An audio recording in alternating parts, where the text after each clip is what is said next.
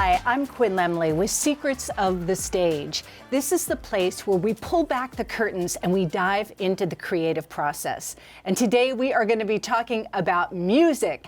I have Stix Bones, my fabulous drummer, jazz arranger, orchestrator, funk, soul musician. Yes, welcome. Yes. You're everything. I'm so glad to have you here. Thank you so much, Quinn. It is a pleasure and an honor to be here amongst you and all the people. Let's let them know the secrets. Yes, we'll tell them the secrets of the stage, the secrets behind the music. Your music is, well, we call it what, urban jazz, urban funk, soul. Yes.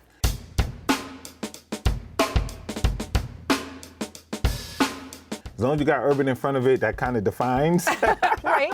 Oh, I feel like when I was listening to your music, I felt like a contemporary Sex and the City. It was nice. sexy, it was sultry, it had heart. Well, I mean, coming from someone with big band experience, you know, you gotta have that sound, right? I love it. So that means I accomplished my goal, which is able to reach you. You and did. What you're able to do with jazz and the way you coming into it. And we all are part of the same family, so to speak. You know what I'm saying? Jazz is just great. It's split into different tiers, but when you look at it and you put it all in the pot, it should all still taste good. So thank you for that. I love it. I really appreciate that. I love it. I mean, it's what I found about your instrumentals it was so cinematographic. You know, it was like a movie theme. It was just beautiful, yes. and it told a story. Yes. Each song tells a story. Thank you so much. Absolutely. Just to indulge a little bit, we're going to talk about the Soul series. So there's 3 albums: Breaks from the Soul Volume 2, and then Olympic Soul. Right. Ooh. So those albums are like my latest works. I started out with Groove Like This because I wanted you to get your groove on. All right, Yeah. I like You that. wanna get your groove Well, you're on. a drummer. You've got to get the groove. Now, is that why your name is Stix? Well, Stix Bones. Yeah, so Stix is relation to the instrument, but Bones is an acronym. Okay. For what? So Bones is the letter B, stands for brothers. I love my musicians that I work with as my own brother. We're all outstanding. We're outstanding fathers, outstanding husbands, outstanding sons. I love that. Our character is noble, and on top of being brothers, outstanding and noble, every time we come to the stage, we operate in excellence.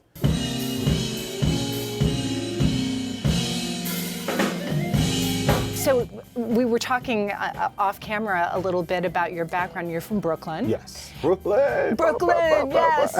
So you were telling about your mom and your brother, everybody listening to different radio stations. Yeah, Mom had gospel, and my brother had all Kool and the Gang, Parliament, Funkadelic, James Brown. So, you know, he rounded out everything else, you know. And then there was this thing that came into play called hip hop in the middle. Right. You know, a lot of my cousins, they grew up in the hip hop music. So you had this mesh of music where gospel was the source of what influenced a lot of the R&B stuff. And then hip hop came and just took a piece of the funk and just made a whole new song. Right. So it's still relative, but they didn't need the whole piece. And when you are in that melting pot, if you have one thing to absorb it on in, respect it, but when you get the whole piece of the pie, you're like, wow, now this is some good apple pie. Wow, that sounds good. So have you always been in the New York City area? Yes, born and raised here. Now, you've shared stages like with the OJs and. Yeah, so there was a place called the Paradise Theater in the Bronx, and the head of that facility heard my Groove Like This album, and they would book all of these. They booked Charlie Wilson, Shaka Khan. They booked everybody to come to this 3,000 seat theater in the Bronx, and he noticed that his name is Derek Sanders. He noticed that he would get a large crowd at least 2 hours before showtime. So he was like, what could I do to entertain my crowd before the show starts? Wow. And when he heard the Groove Like This album, he was like, this is the guy I need that's going to entertain my crowd. Stix Bones and a Bone Squad was the house band. As soon as you walk in the building, you hear us grooving, get everybody moving, shaking, everybody's grooving and moving. And they like, hey. I love it.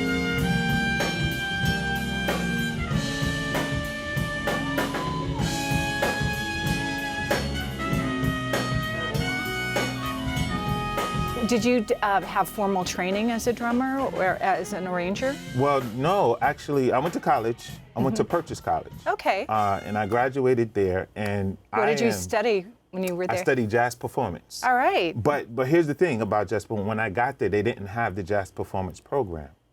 I am the first African American to graduate in Purchase College's jazz performance program. All right. Yes, I am. Wow. It was built while we were there. When I got into college, I felt, Quinn, can I testify to you? Yes, Can I just tell you the truth? Yes. When I got into Purchase College, they only had studio programming and they had percussion, like orchestral. Orchestral, right.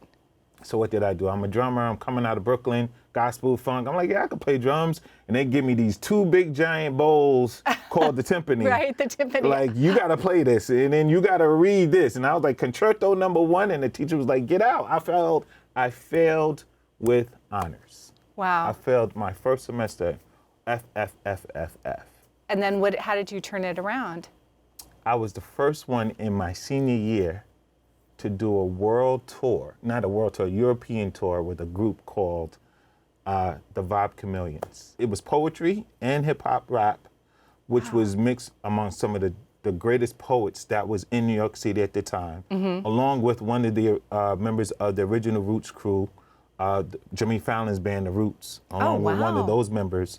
And I played in Brooklyn, and the manager, Walter Mudu, was like, would you mind joining us as we do this European run? Fabulous. So I started off as a failure, but graduated as a champion because I was the only one in the whole program, in the whole school, that to the dean was like, we're going to credit you the days that you're on tour.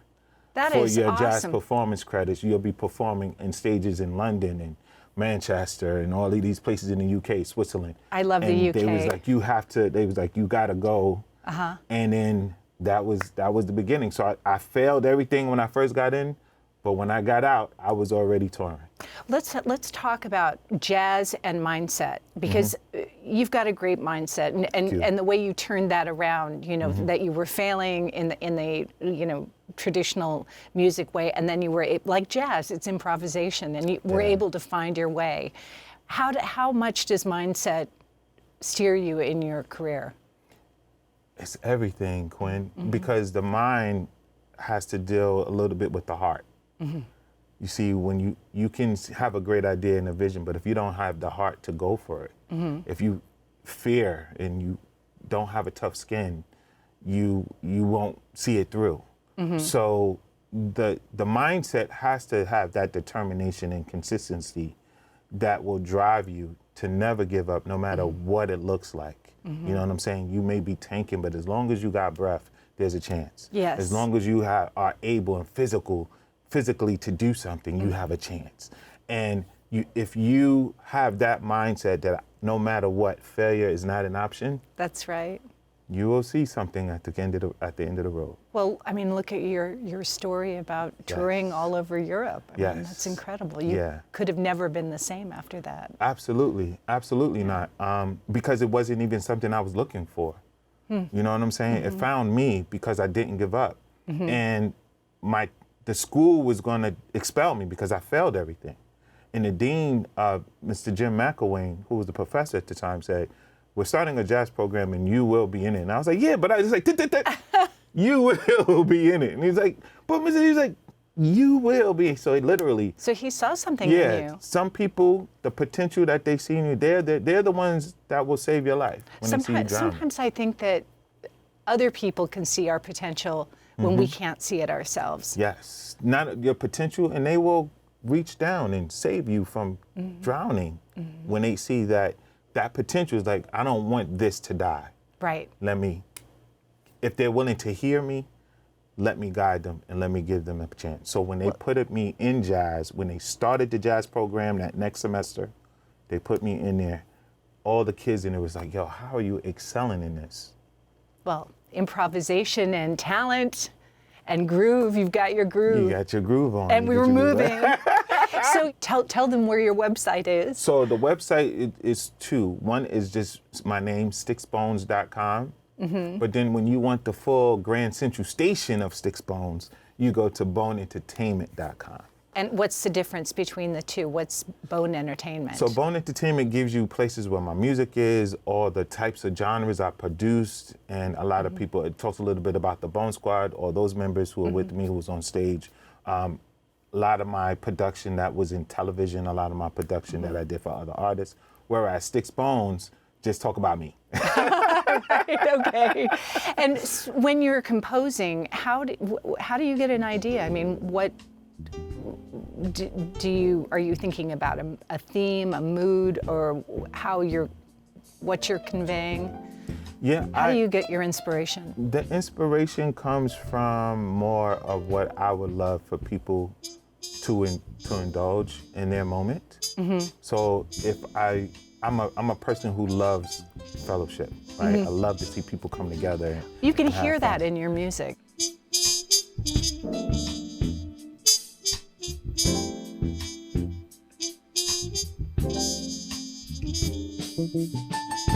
When people come together, I want them to have a good time. I want this music just playing in the background. You don't have to sing all the lyrics all the time. You can just indulge in good conversation, indulge in family fun, and have the music in the background. You know, it could be something where you're driving in your car and you just finished your work day and you just want to get something to get you through New York City traffic or any city that you're in. Right, it's your soundtrack. Exactly. So it's one of those things that just give you that head nod, that relax, that unwind, and you just go ahead and vibe and just. I know I'm going to be walking around the city with my headphones on. Yes, the contemporary urban Sex in the City way. Yes, you know what yes. So look, now we are both. I just got into the class of 2025. Wait, say that again? I just got into the class of 2025 in the Recording Academy. Say that one more time. I just got in the class of 2025. So we're in the voting, the submission time. Yes. It's kind of overwhelming. Yes. Congratulations, first of all, for being accepted into the Recording Academy. Thank you. You know what I'm saying? You're a 3-year veteran. Yes. Oh, and you've even gone to the Grammys. Yes. And it was a life-changing experience because, it's one of those things. I've never seen the Ed Sullivan Show in person, right? Like in my time. Like, of course not. It's before our time, right? But imagine seeing it all the time. But if you was able to go to an Ed Sullivan taping and see how it's all done, that was what it was like for me. What was surprising for you? What was surprising was how big everything was. You went to the one in Vegas or I went in to LA? the one in Las Vegas, which was smaller than the one in LA. Wow. Just everything is you got to soak it all in. It moves really fast in a short amount of time. There's so much to do in a short amount of time. Did you go by yourself? I went with my wife. Nice. Yeah. It nice. was like we went together. And the thing about it is you have multiple things happening at the same time. Like what? Explain. You have interviews. Inquiring minds want to know. You got interviews. You got registrations. You got meetings. You got photo shoots. You got meet and greets. You got not seminars, but people who like really just sit down and just give you, like the Academy does a whole week of events. Wow. And you got parties, the celebration part of it. And a lot of it is one of those things where you have to really strategize what you want to get out of it within the experience. What would you suggest for a young new artist? How can they maneuver through the Academy? What I suggest is pace yourself. Don't try to do everything in your first year.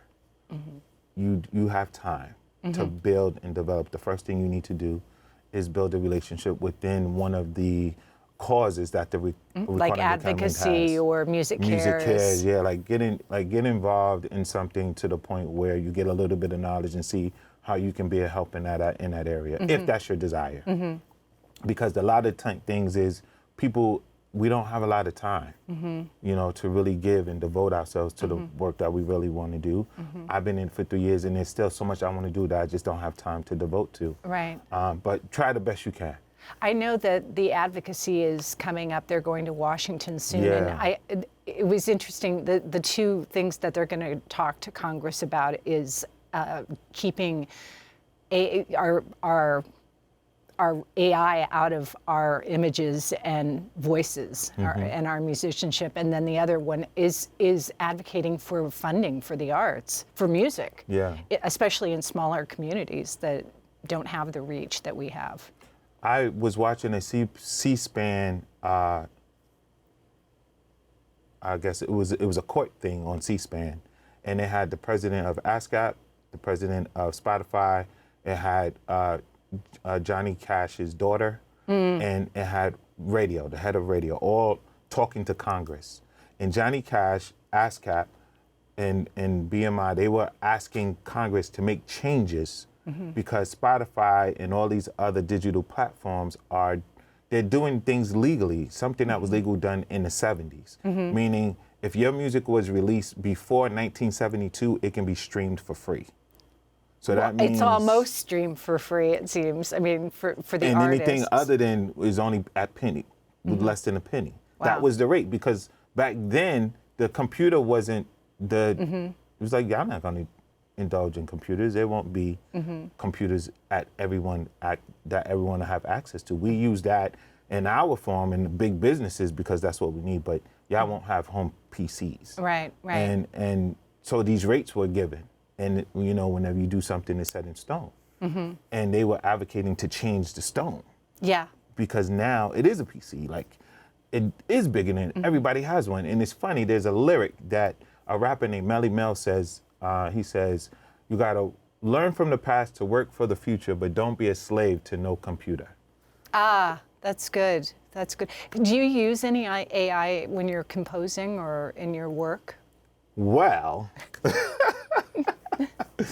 I do. Because there are some really exciting programs. I have a friend that's a composer, and he's been on my show, and he was doing demos for some musical theater pieces, and I just couldn't believe the things that were available. So AI is twofold.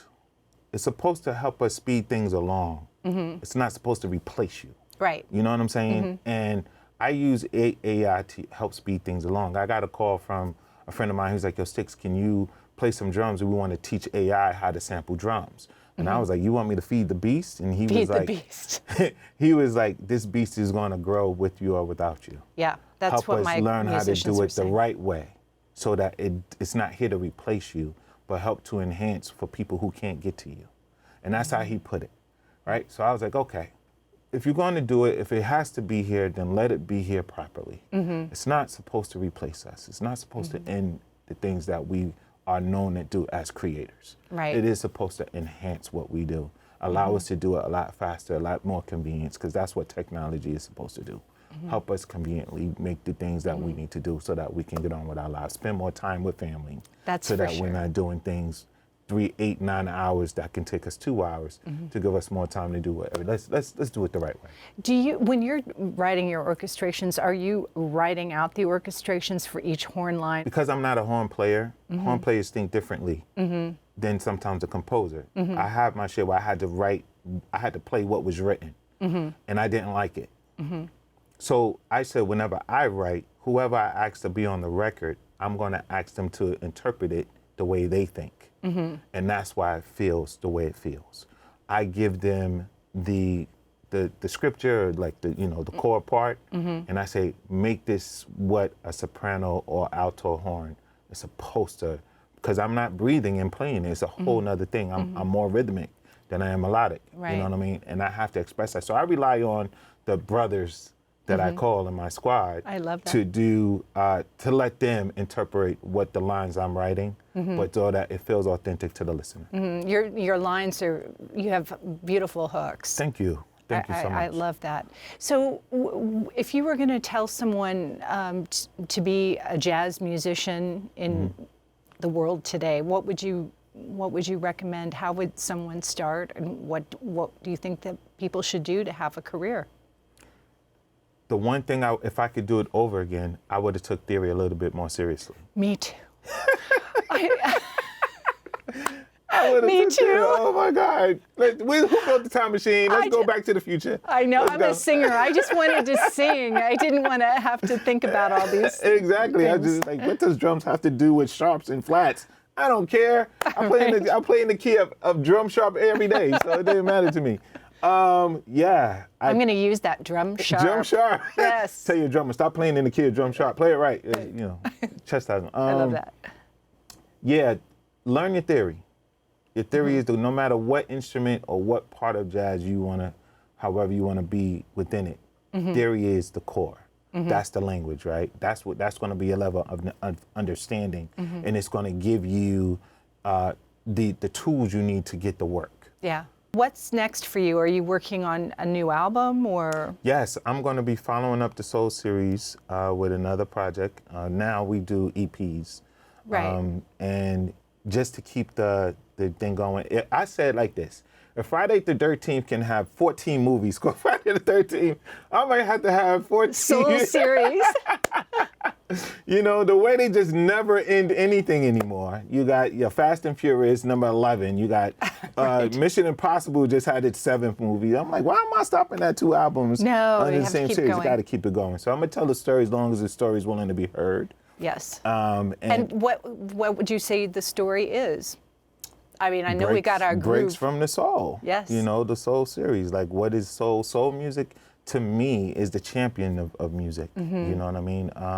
It's for decades, all it did was influence other genres of music.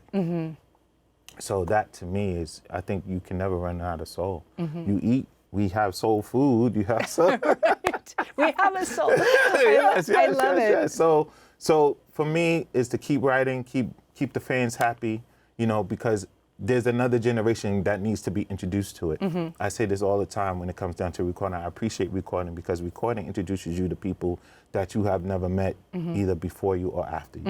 You know what I'm saying? And we all want to leave our timestamp right here. Yes, right? that's for we sure. all want to leave our stamp. So, yeah, we're gonna keep moving and grooving in that sense, where I'll be working on the Soul Series, collaborating with other artists to make it work, and then the other part is that I'm still writing for sync licensing.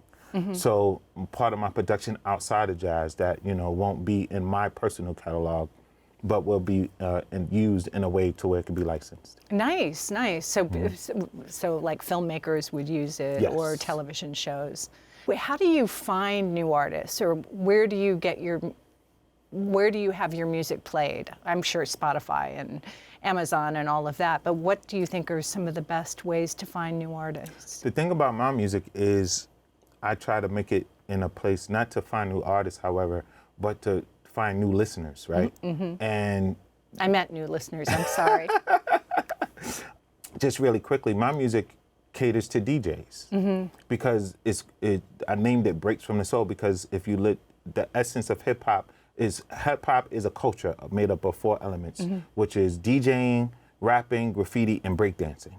So my album, if you look at the 70s and 80s of hip hop, they took the part of a song, and they just looped that part, whether it was a drum. James Brown was one artist who was famous for being sampled. And sampling is in everything. I don't know if you experienced that in big band, but sampling plays a big role in hip hop culture.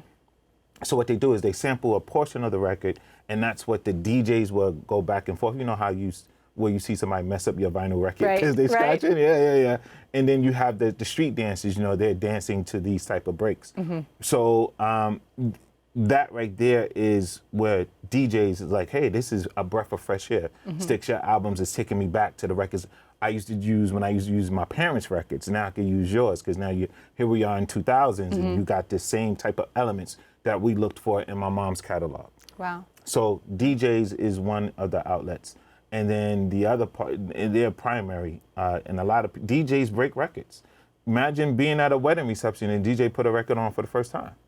Right. That's 200 people for the first time that's seeing your record. Wow. Yeah. Yeah. That's... Ding, ding, ding. Yeah.